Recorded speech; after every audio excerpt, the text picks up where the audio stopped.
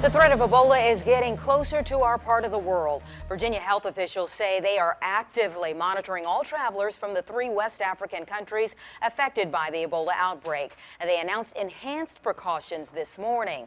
At 10 on your sides, Erin Kelly talked to people preparing here in Hampton Roads. Erin, this is something every Virginia family needs to hear. Well, if you've traveled from Guinea, Liberia, or Sierra Leone and end up in Virginia, you'll be asked to take your temperature twice a day. A local health district will be in touch with you to monitor you for 21 days. We talked to one health district and a local hospital about the game plan. At Centera Princess Anne Hospital in Virginia Beach, they're doing something they've never done before. Renovating part of the hospital because of the threat of the Ebola virus. What we're really setting up is dedicated isolation rooms and then an ante-room for each one of those isolation areas. That allows spots for staff to appropriately place on and remove their personal protective equipment. We've got ground floor, direct access to the outside, access immediately adjacent to our ED so that anyone entering does not have to travel through other areas of the hospital.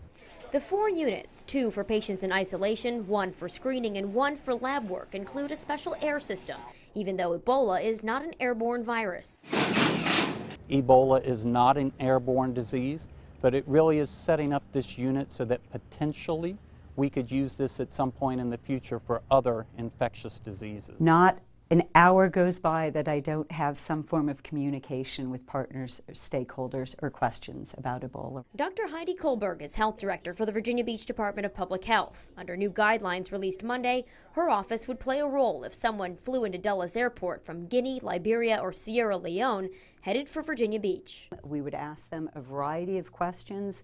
We would talk to them about their self-monitoring. We would talk to them about symptoms to look for. We would make sure that they have contact information for us so they could reach us 24/7. Dr. Kohlberg stresses the chance for infection here is very low. The only way you are going to get Ebola is if you come into direct contact with the blood or bodily fluids of an infected person who has symptoms.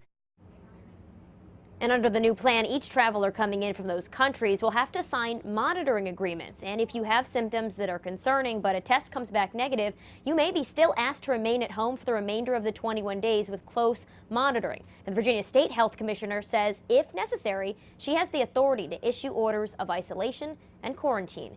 Erin Kelly, 10 on your side.